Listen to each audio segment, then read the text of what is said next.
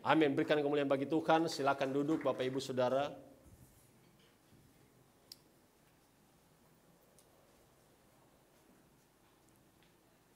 Ya. Puji Tuhan, hari ini kita kembali boleh beribadah. Saya percaya bahwa kehadiran kita di tempat ini karena Roh Kudus yang menghantar kita semua. Amin. Amin, Saudara. Iya.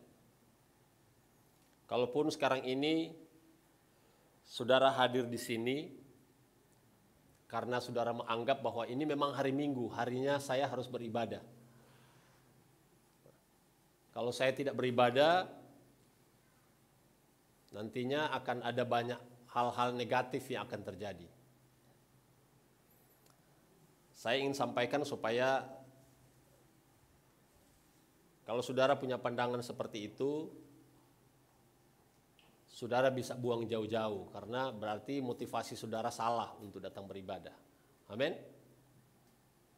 Amin. Iya. Semangat dalam beribadah,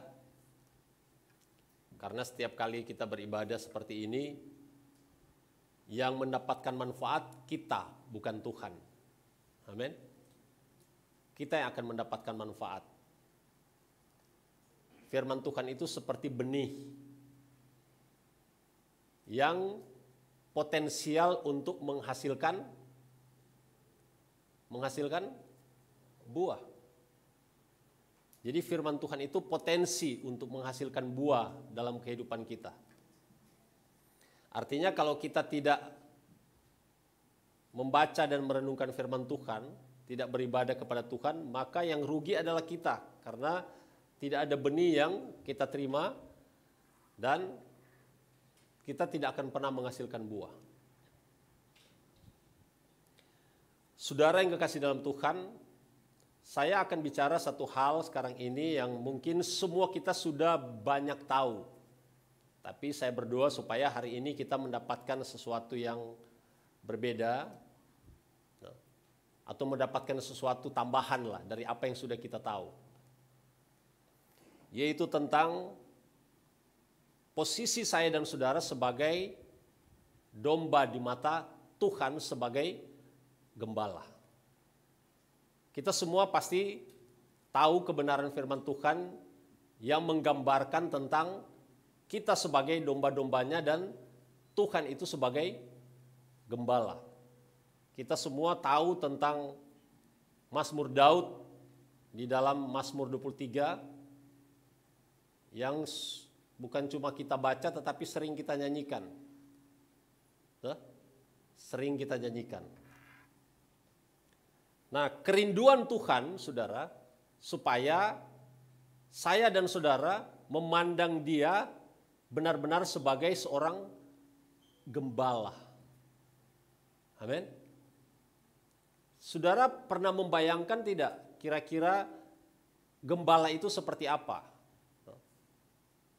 Kalau dulu waktu masih sekolah minggu kita sering memperagakan itu atau mendramakan itu.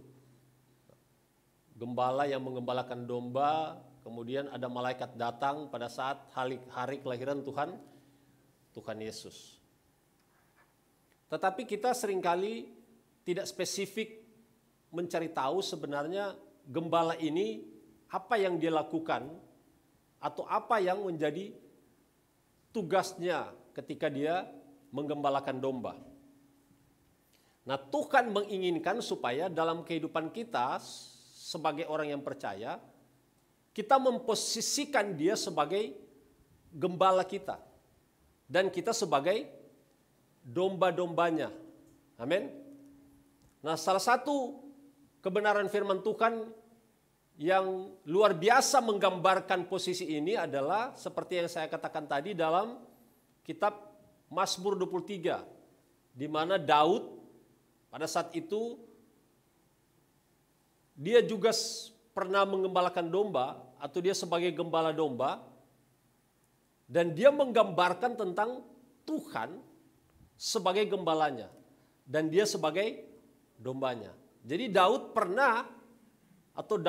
melakukan posisi sebagai gembala, tetapi di saat yang sama juga dia menggambarkan bahwa dia juga sebagai domba dan Tuhan itu sebagai gembala.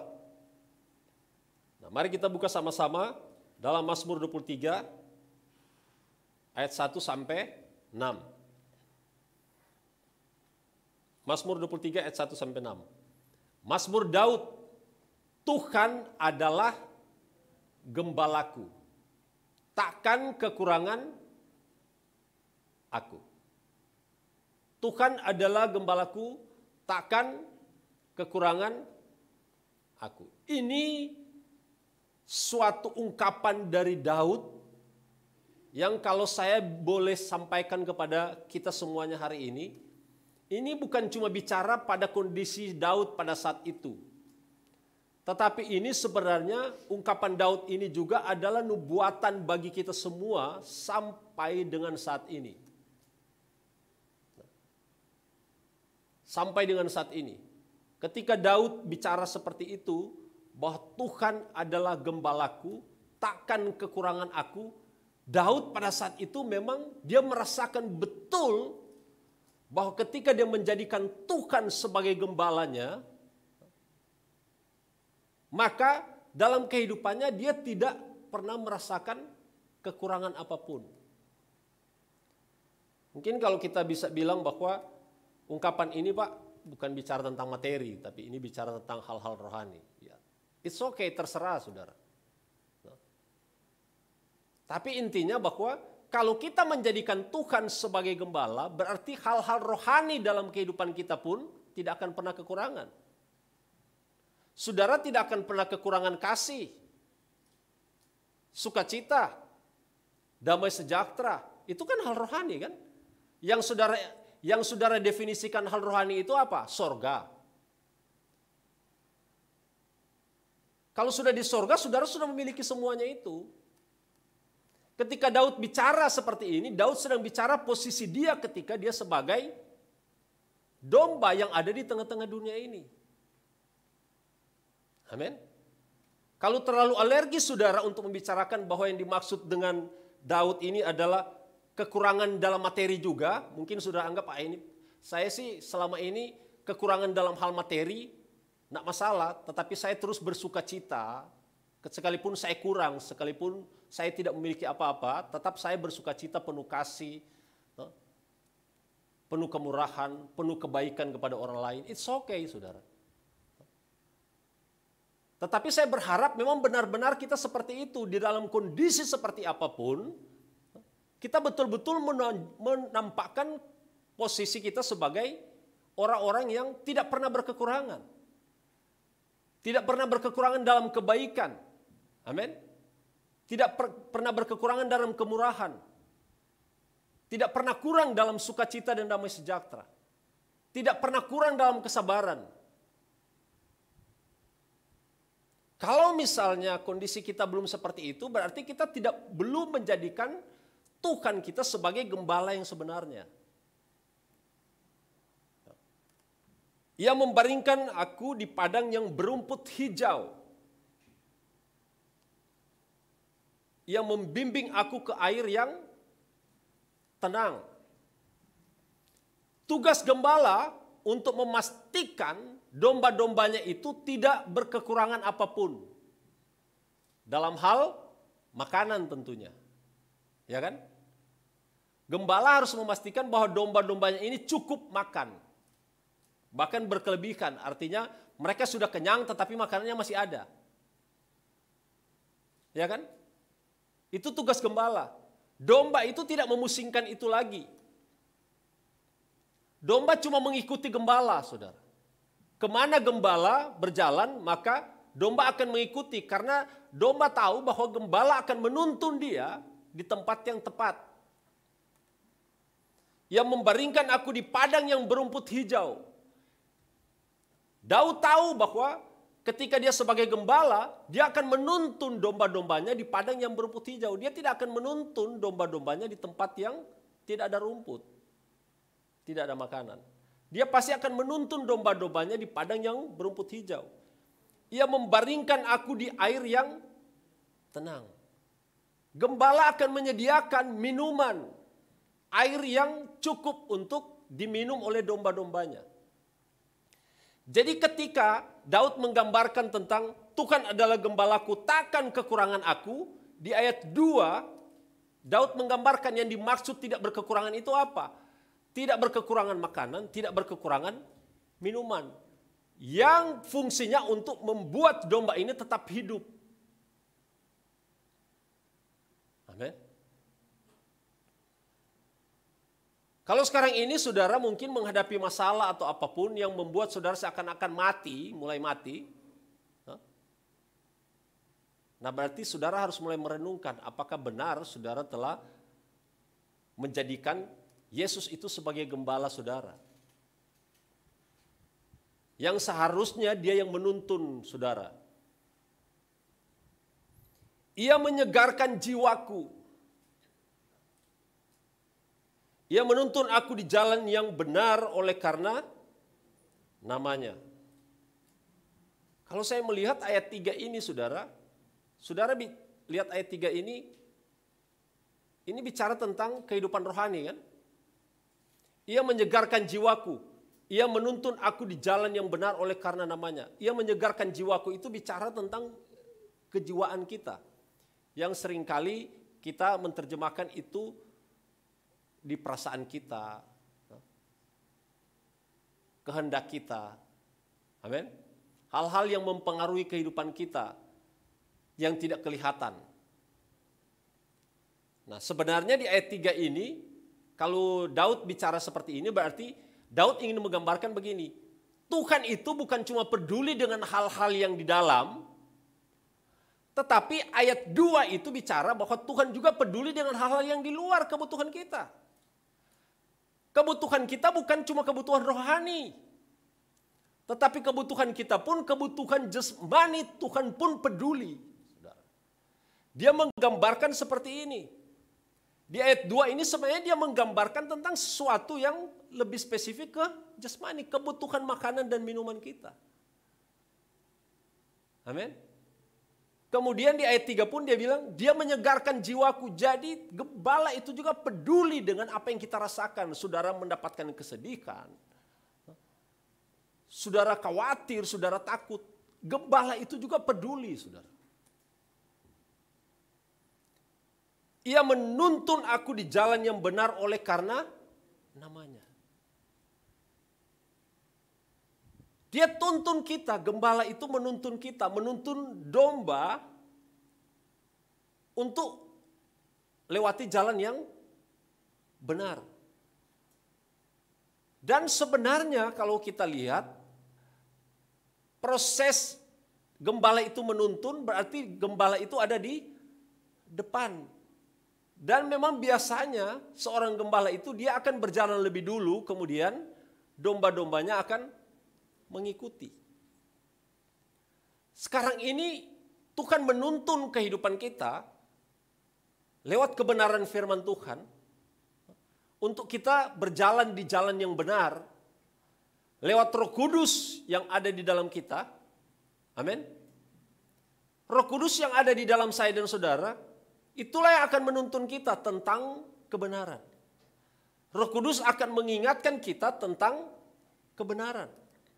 Roh Kudus akan mengajar kita tentang kebenaran. Roh Kudus akan mengajar apa yang ada di dalam firman Tuhan ini untuk mengingatkan kepada saya dan saudara tentang kebenaran. Sehingga kita berjalan di jalan yang benar.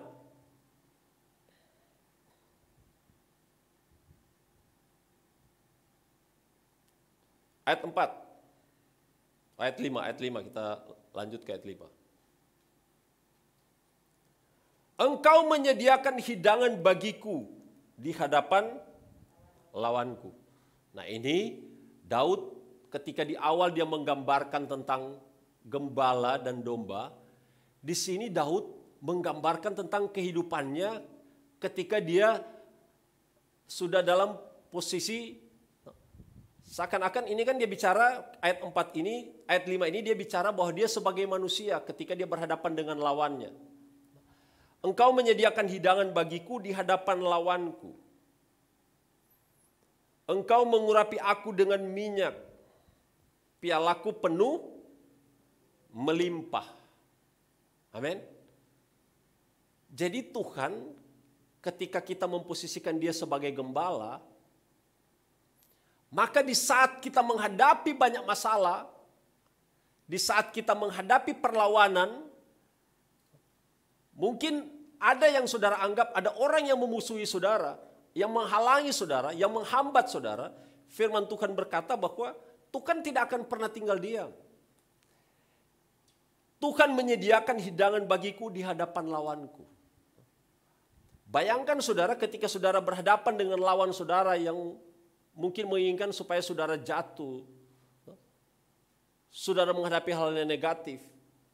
Tetapi Tuhan menyediakan hidangan bagi saudara ketika saudara berhadapan dengan orang itu.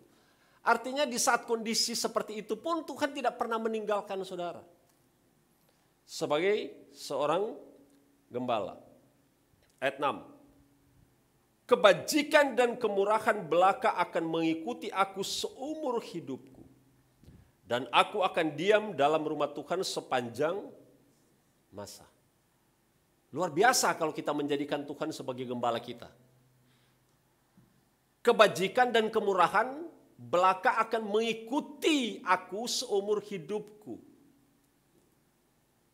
Sampai kapanpun kita hidup, kebajikan dan kemurahan itu akan mengikuti kehidupan kita. Mungkin saudara ketika berhadapan dengan siapapun, tiba-tiba saudara merasa ada belas kasihan, ada kemurahan dari orang lain. Ketika saudara melakukan sesuatu, ada kebajikan yang saudara lakukan, sehingga yang kita lakukan itu benar-benar membawa berkat bagi orang lain. Kenapa? Karena kita menjadikan Tuhan itu sebagai gembala. Nah, saudara, dari gambaran ini kalau kita lihat, sebenarnya domba ini, saya searching saudara, cari tahu sebenarnya domba ini, dia seperti apa sih domba ini? Kenapa Tuhan perlu menggambarkan kita seperti domba? Karena sebenarnya domba ini saudara, dia cari makan itu nanti dituntun, diarahkan. Dia tidak seperti singa yang cari makan sendiri. Domba ini harus diantar, harus diarahkan di tempat, di ladang, di tempat makanan, di padang rumput. Kemudian domba ini dia sering mudah tersesat. Sangat mudah dia tersesat.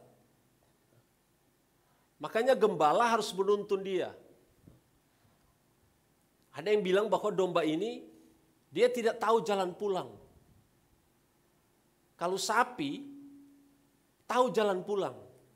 Sapi kan sering kalau misalnya kita antar, kita biarkan dia bisa pulang sendiri. Tapi domba ini dia tidak tahu jalan pulang.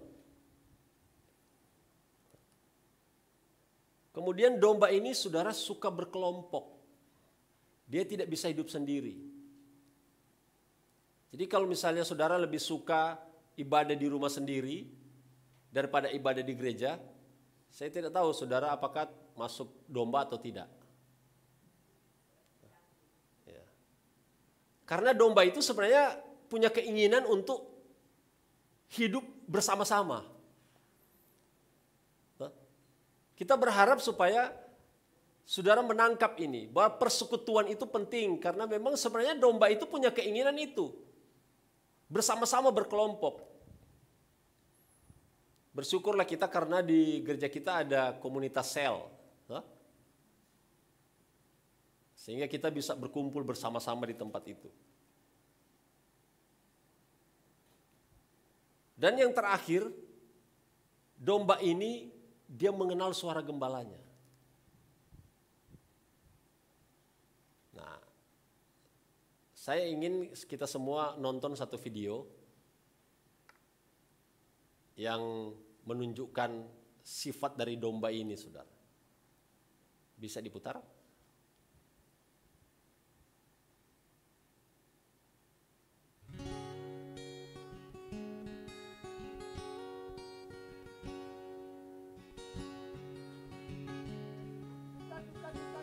Ini orang lain ini yang memanggil domba, bukan gembalanya.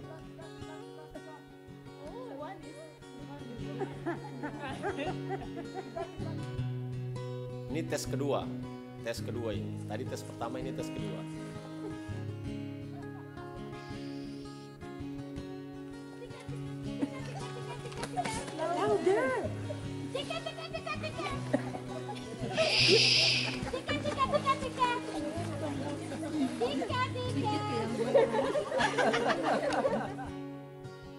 Ini tes ketiga.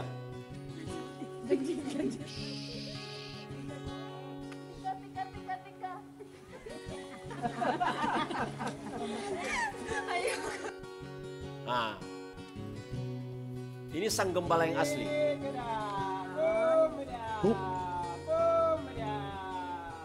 Look at them, look at them.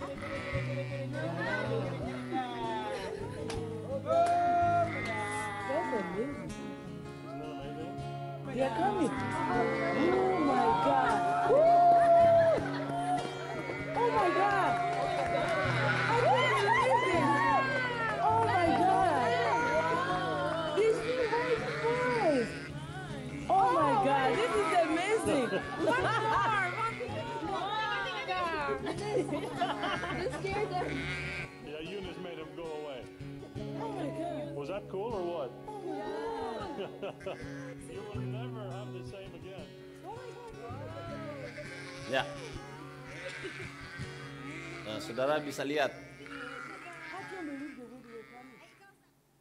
Itu salah satu sifat dari domba. Ada di tes 3 orang pertama itu yang bukan gembala, mereka memanggil domba itu tidak mengenal suaranya. Tetapi ketika gembala yang asli memanggil domba-domba itu langsung merespon. Jadi domba ini cuma mengikuti suara gembala. Kalau suara gembala yang memanggil dia, maka dia akan respon. Dia akan mengikuti suara gembala itu. Nah, dalam kehidupan kita, seringkali kita mendengar bukan suara gembala. Makanya kita sering tersesat. Amin. Sehingga kalau saudara kembali ke pembacaan tadi, dari Mazmur 23 ayat 1 sampai 6, coba kita buka. Ayat 1, mulai ayat 1. Kita tidak akan baca ya. Mazmur 23 ayat 1. Tuhan adalah gembalaku, takkan kekurangan aku. Amin. Di ayat 2 dia bilang apa? Ia membaringkan aku. Baru di kalimat selanjutnya, ia membimbing aku. Ayat 3, ia menyegarkan jiwaku. Ia menuntun aku di jalan yang benar oleh karena namanya. Semuanya siapa yang melakukan? Siapa yang melakukan, saudara? Tuhan. Ia atau Tuhan. Semuanya Tuhan. Domba itu tidak bisa berbuat apa-apa. Tuhan semua yang melakukan. Domba itu hanya pasrah, hanya mengikuti. Amin. Ayat 5.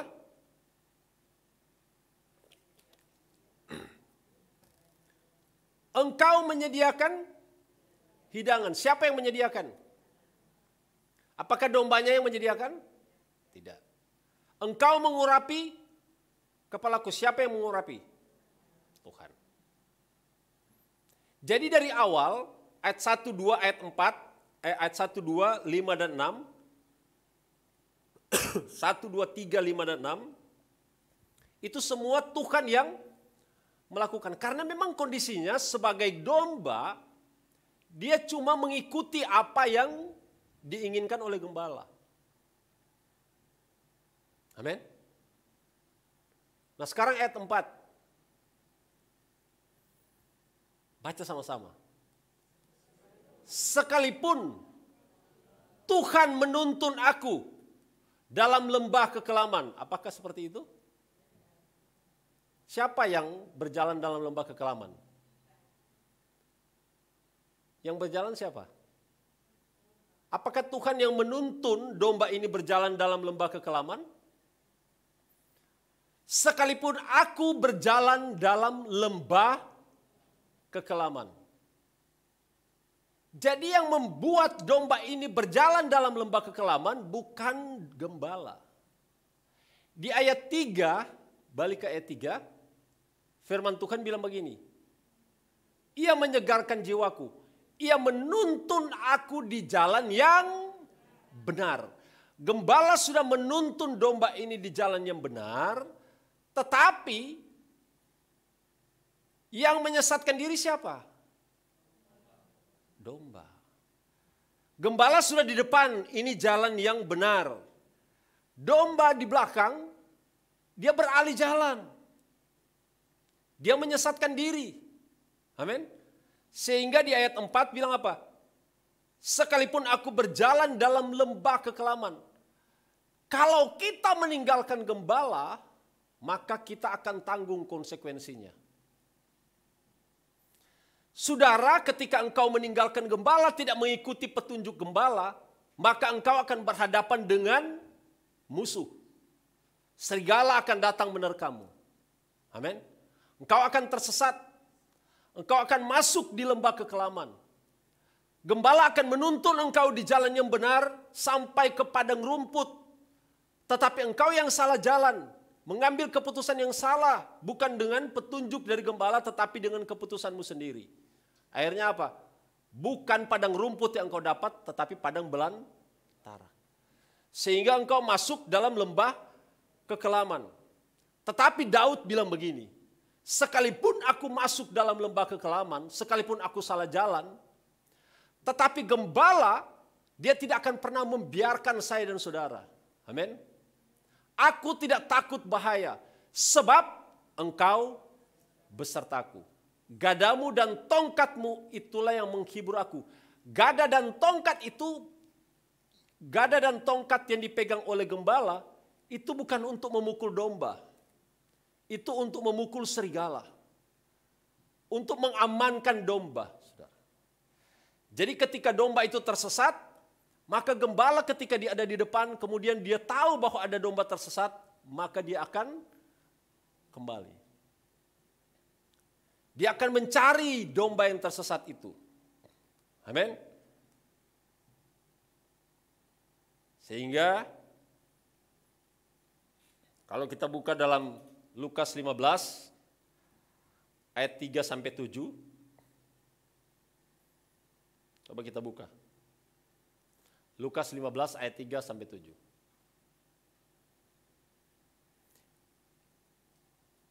Saudara, ini cerita tentang perumpamaan Yesus. Perumpamaan yang Tuhan Yesus sampaikan ketika dia mengajar. Lalu ia mengatakan perumpamaan ini kepada mereka. Ayat 4. Siapakah di antara kamu yang mempunyai seekor domba? Dan jikalau ia kehilangan seekor di antaranya, tidak meninggalkan yang 99 ekor di padang gurun, dan pergi mencari yang sesat itu sampai ia menemukannya. Gembala dia akan cari yang tersesat itu. Sekalipun sudah salah jalan. Sehingga Daud bilang begini, sekalipun aku salah jalan, tetapi Tuhan tetap akan menuntun aku untuk kembali. Dengan gada dan tongkat Tuhan akan tuntun untuk kembali. Amin. Ayat 5. Dan kalau ia telah menemukannya, ia meletakkannya di atas bahunya dengan gembira. Mungkin saudara menganggap bahwa yang dimaksud Daud itu ketika tersesat domba itu, kan dia bilang, sekalipun aku berjalan dalam lembah kekelaman, aku tidak takut bahaya sebab engkau besertaku. Gadamu dan tongkatmu itulah yang menuntun atau membimbing aku. Banyak orang menganggap bahwa Tuhan sedang pakai tuh gada dan tongkat itu untuk menghajar domba itu. Mana salah jalan, balik. Tapi di sini dia bilang apa? Ketika dia dapati domba itu, apa yang dilakukan? Apakah dia pakai gada dan tongkat? Dia pakai apa? Dan kalau ia telah menemukannya, ia meletakkannya di atas bahunya dengan gembira. Ayat 6.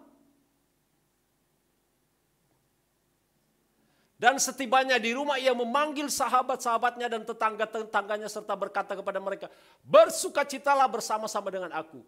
Sebab dombaku yang hilang itu telah kutemukan. Ayat 7. Aku berkata kepadamu, demikian juga akan ada sukacita di sorga karena satu orang berdosa yang bertobat. Lebih daripada sukacita karena 99 orang yang benar, orang benar yang tidak memerlukan pertobatan. Tuhan tidak pernah meninggalkan saudara. Kalau sekarang ini saudara menganggap bahwa saudara berjalan dalam lembah kekelaman, jangan pernah saudara berpikir bahwa Tuhan yang menuntun saudara ke tempat itu. Pak, saya berjalan di lembah kekelaman sekarang. Karena memang kita so banyak salah, jadi Tuhan sengaja tuntun kita ke tempat itu. Gembala tidak melakukan itu. Gembala tidak menuntun saudara ke lembah kekelaman untuk mengajar saudara. Amin. Ketika engkau dalam lembah kekelaman, Tuhan akan datang kepadamu. Dan dia akan menginsafkan sesuatu kepadamu. Dia akan mengajar apa kepadamu. Dia akan mengajar bahwa sekalipun engkau dalam lembah kekelaman, dalam masalah persoalan pergumulan, aku tetap mengasihimu. Amin. Tuhan akan menyatakan kasihnya kepada saudara ketika engkau di dalam lembah kekelaman itu. Dia bilang apa tadi? Dia angkat domba itu, dia letakkan di bahunya, kemudian dia bawa, kemudian dia berpesta. Amin. Artinya apa? Dalam kondisi seperti itu pun, Tuhan ingin supaya kita menyadari tentang kasih-Nya yang luar biasa.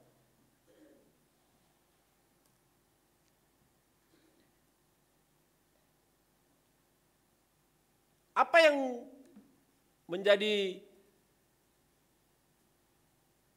poin fokus dari apa perumpamaan ini? Bahwa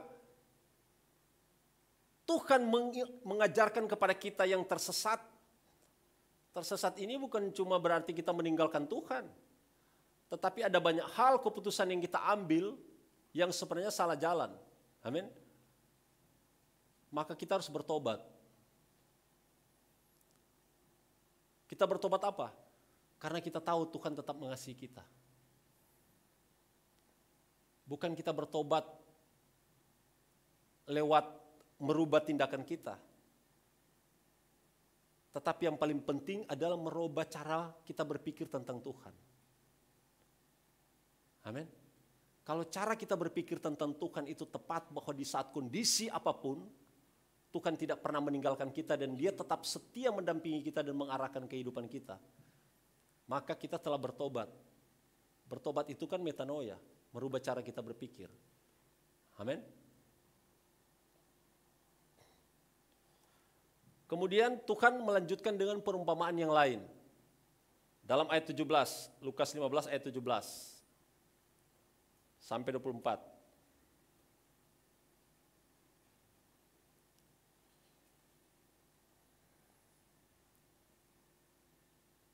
Lalu ia menyadari keadaannya, katanya, betapa banyaknya orang upahan Bapakku yang berlimpah-limpah makanannya, tetapi aku di sini mati kelaparan. Saudara tahu kisah ini tentang seorang bapak yang memiliki 2 anak, kemudian anak yang bungsu meminta harta warisannya untuk dibagikan, kemudian bapaknya membagikan, dia menjual hartanya, dia pergi ke satu kota berfoya-foya melakukan banyak hal-hal dosa di sana, kemudian dia akhirnya bangkrut. Dan dia kelaparan. Sampai ampas babi pun menjadi makanannya. Saat itu dia sadar. Lalu ia menyadari keadaannya, katanya, betapa banyaknya orang upahan Bapakku yang berlimpah-limpah makanannya. Tetapi aku di sini mati kelaparan. Bapaknya mau enggak anaknya seperti ini? Keinginan Bapak bukan seperti ini. Keinginan Bapak adalah supaya anak itu tetap tinggal di rumah. Tetap tinggal di rumah dengan semua kelimpahan. Dengan semua kebutuhan yang terpenuhi. Tidak berkekurangan apapun ketika dia tinggal di rumah. Ya kan? Ketika dia tinggal di rumah kan dia berkecukupan semuanya. Tetapi ketika dia meninggalkan bapaknya, apa yang terjadi? Dia berfoya-foya hidup dalam dosa. Kemudian dia hidup dalam penderitaan. Apakah bapaknya yang menyebabkan dia seperti ini? Tidak. Yang menyebabkan dia menderita siapa? Dirinya sendiri. Bapaknya tidak pernah merencanakan anaknya menjadi seperti ini. Dan apa yang membuat anak ini sadar? Kesadarannya itu karena dia tahu betapa bapaknya sangat mengasihi dia. Kenapa?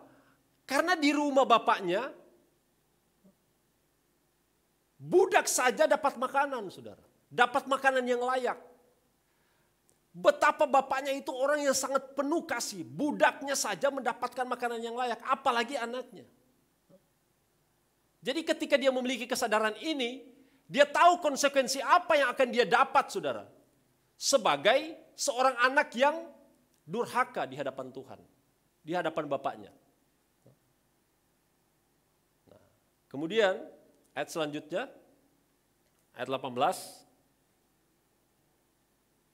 Aku akan bangkit dan pergi kepada bapakku dan berkata kepadanya, Bapa, aku telah berdosa terhadap sorga dan terhadap Bapa. Aku tidak layak lagi disebut sebagai anak Bapa. Aku tidak layak lagi disebut sebagai anak Bapa. Jadikanlah aku sebagai salah seorang upahan, budak. Jadi anak ini, saudara, ketika dia mau balik, dia sebenarnya sudah tahu bahwa kalau saya sebagai seorang anak bertindak seperti ini, seharusnya saya sudah tidak dianggap lagi sebagai anak. Amin. Jadi dia mau balik ini sebenarnya bukan untuk mendapatkan posisi sebagai seorang anak, tetapi yang penting dia dapat makan, bisa hidup. Nah, kemudian ayat 20, maka bangkitlah ia dan pergi kepada bapaknya. Ketika ia masih jauh, ayahnya telah melihatnya, lalu tergeraklah hatinya oleh belas kasihan. Ayahnya itu berlari, mendapatkan dia, lalu merangkul dan mencium dia. Kata anak itu kepadanya, Bapa, aku telah berdosa terhadap sorga dan terhadap Bapa. Aku tidak layak lagi disebut sebagai anak Bapa. Ayat 22. Tetapi ayahnya berkata kepada hamba-hambanya, lekaslah bawa kemari jubah yang terbaik, pakaikanlah itu kepadanya dan kenakanlah cincin pada jarinya dan sepatu pada kakinya. Saudara, anak ini belum melanjutkan dengan pernyataan bahwa aku tidak layak lagi disebut sebagai anak Bapa. Jadikanlah aku sebagai upahan atau budak. Dia belum sempat sampai ke situ, bapaknya langsung potong. Bapaknya langsung bilang ke hamba-hambanya, sediakan semua perlengkapan untuk kita berpesta. Bawa kemari jubah yang terbaik, pakaikan cincin dan kenakan sepatu pada kakinya. Ayat 23. Dan ambillah anak lembu tambun, sembelihlah dan marilah kita makan dan bersukacita. Ayat 24. Sebab anakku ini telah mati dan menjadi hidup kembali. Ia telah hilang dan didapat kembali. Maka mulailah mereka bersukacita. Saudara, betapa luar biasanya Bapa kita. Amin. Dia tidak pernah merencanakan sesuatu yang negatif. Kalau itu terjadi dalam kehidupan kita, itu bukan rencana Tuhan. Itu kesalahan kita sendiri. Sebagai domba, kita yang menyesatkan diri. Sebagai anak, kita yang lari meninggalkan Bapa kita. Tetapi dia tetap menanti kita, saudara. Dia tetap menunggu kita. Itulah gembala kita. Amin. Yohanes 10 ayat 11 sampai 15.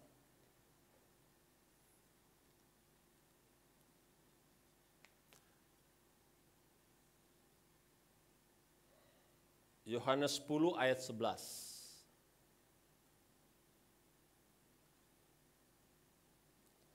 Akulah gembala yang baik. Gembala yang baik memberikan nyawanya bagi domba-dombanya. Amin. Luar biasa enggak? Gembala yang baik itu tugasnya memberikan nyawanya bagi domba-dombanya. Daud tahu itu.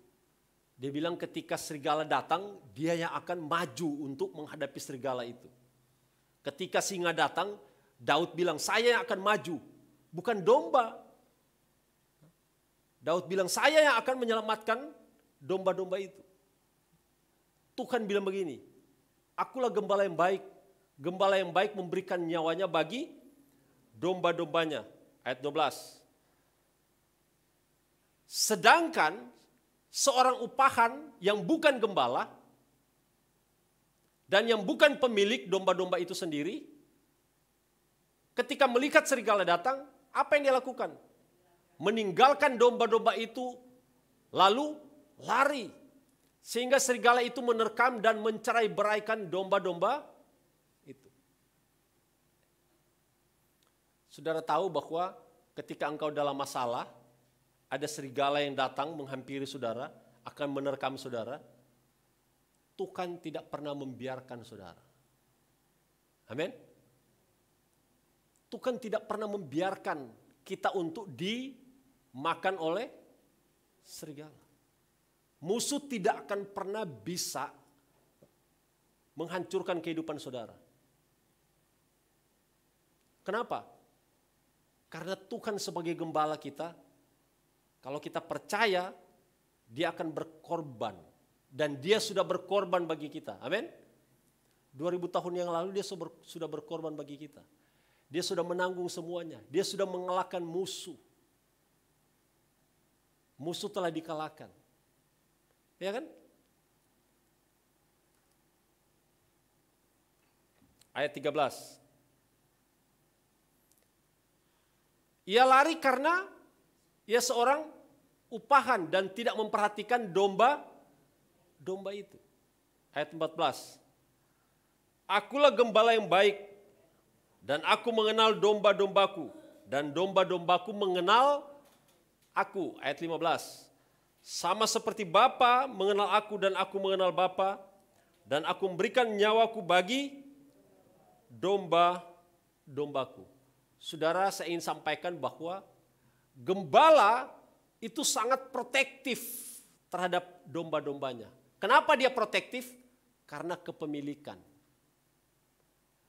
Kalau orang lihat tadi, dia bilang kalau bukan gembala, kalau cuma upahan, dia tidak akan protek tuh domba. Ada ancaman, dia setinggal. Dia ini mau peduli. Tetapi kita bersyukur karena kita punya gembala yang baik. Dia protek saya dan saudara, kenapa? Karena kepemilikan. Dia yang memiliki kehidupan kita. Amin. Karena dia memiliki kita, maka dia yang protek. Dia tidak ingin supaya terjadi apa-apa. Kalau ada terjadi apa-apa dalam kehidupan kita, itu bukan berarti Tuhan membiarkan itu. Jadi kalau misalnya terjadi sesuatu dalam kehidupan kita, sesuatu yang negatif, bukan Tuhan membiarkan itu. Tetapi saudara harus renungkan, saudara sebagai domba, apakah mengikuti gembala atau mengikuti keinginanmu sendiri. Saudara yang salah jalan terus saudara menyalahkan Tuhan dan menganggap itu cara Tuhan untuk mendidik saudara. Sekalipun kita dalam lembah kekelaman, firman Tuhan bilang, sekalipun dalam lembah kekelaman, Tuhan akan mengajar kita untuk kembali. Amin.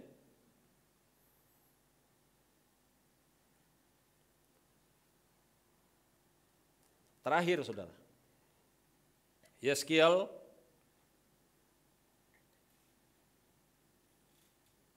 Yeskiel 34 ayat 15 sampai 16.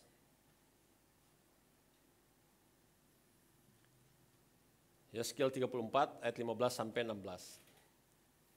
Aku sendiri akan menggembalakan dombaku dan aku akan membiarkan mereka berbaring. Luar biasa. Tuhan bilang, aku yang akan menggembalakan domba-dombaku dan akan membiarkan mereka berbaring. Demikianlah firman Tuhan. Ayat 16. Baca sama-sama. Yang hilang akan kucari. Yang tersesat akan ku bawa pulang. Yang luka akan ku balut. Yang sakit akan ku kuatkan. Serta yang gemuk dan yang kuat akan kulindungi. Aku akan menggembalakan mereka sebagaimana seharusnya. Inilah gembala kita. Amin. Saudara ada di mana sekarang? Apakah saudara tersesat? Tuhan akan bawa pulang. Gembala saudara akan bawa pulang.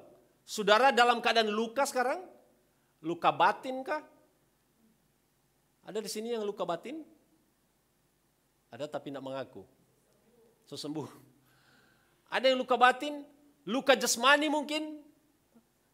Firman Tuhan bilang apa? Yang luka akan kubalut. Tuhan yang akan membalut saudara. Yang sakit akan kukuatkan. Ada yang sakit hati di sini, Tuhan akan kuatkan. Kalaupun saudara sekarang ini tidak merasakan itu, tidak mengalami penderitaan, berarti saudara sebagai domba yang gemuk dan kuat. Ya toh?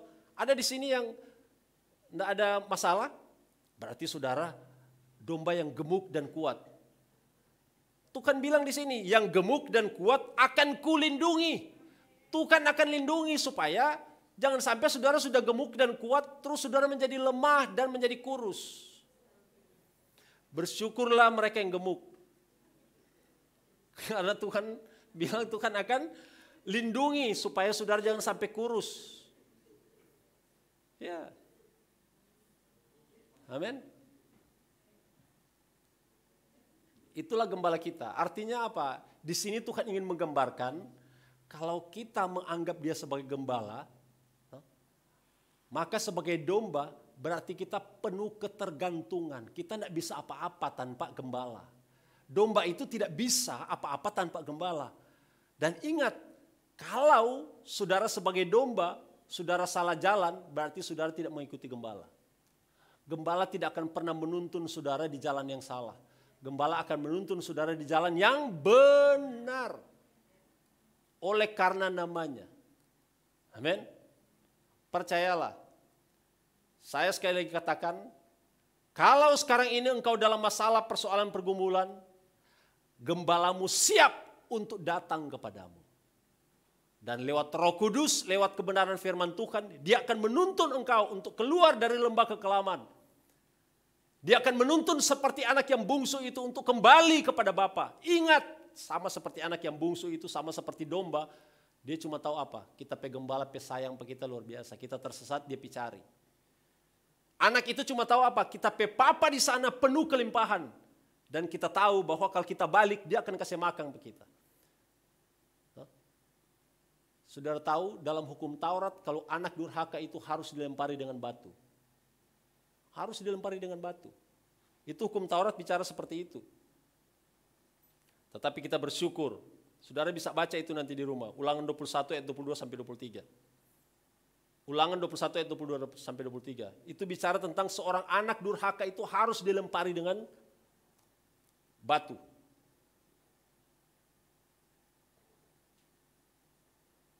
Ulangan 21 ayat 18. Ayat 18 sampai 21. Ulangan 21 ayat 18 sampai 21. Seorang anak yang durhaka itu harus dirajam dengan batu. Jadi kalau anak bungsu ini sesuai ketentuan hukum Taurat, dia harus dirajam dengan batu. Karena dia durhaka. Tetapi yang terjadi apa? Tidak. Kenapa?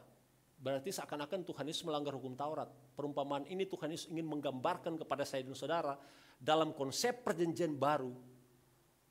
Kalau engkau durhaka, kalau engkau meninggalkan Bapa, ketika engkau kembali, maka dia tetap menyatakan kasih-Nya kepada kita. Amin. Dia tetap mengasihi kita, dia akan terima kita sebagai seorang anak. Dia tidak pernah membatalkan perjanjian antara Bapa dan anak. Dia akan tetap menganggap kita sebagai anak. Tapi kalau kita tidak kembali, itu bukan salahnya Bapa. Kalau saudara tidak pernah kembali dan saudara menderita, itu bukan salah Bapa. Itu salah saudara sendiri. Kenapa tidak berbalik? Kenapa tidak kembali kepada Bapa yang sangat mengasihi saudara? Mari kita berdoa. Bapa, terima kasih untuk kebenaran firman Tuhan. Kami berdoa supaya Roh Kudus akan terus berbicara kepada kami semua. Sehingga benar-benar kami mengetahui bahwa kami memiliki gembala yang sangat baik. Engkaulah gembala kami Tuhan, yang selalu menjaga, melindungi, memelihara kehidupan kami. Engkau menuntun kami di jalan yang benar. Dan kami percaya sekalipun kami salah jalan, sekalipun kami salah mengambil keputusan, sekalipun ada hal-hal negatif yang terjadi dalam kehidupan kami karena kesalahan kami, maka kami percaya Engkau tidak pernah meninggalkan kami. Engkau tetap menanti kami untuk kembali. Bahkan Engkau menuntun kami lewat Roh-Mu yang kudus, lewat kebenaran firman Tuhan, supaya kami sadar dan kembali kepadamu Tuhan. Kami bersyukur dalam nama Tuhan Yesus. Amin.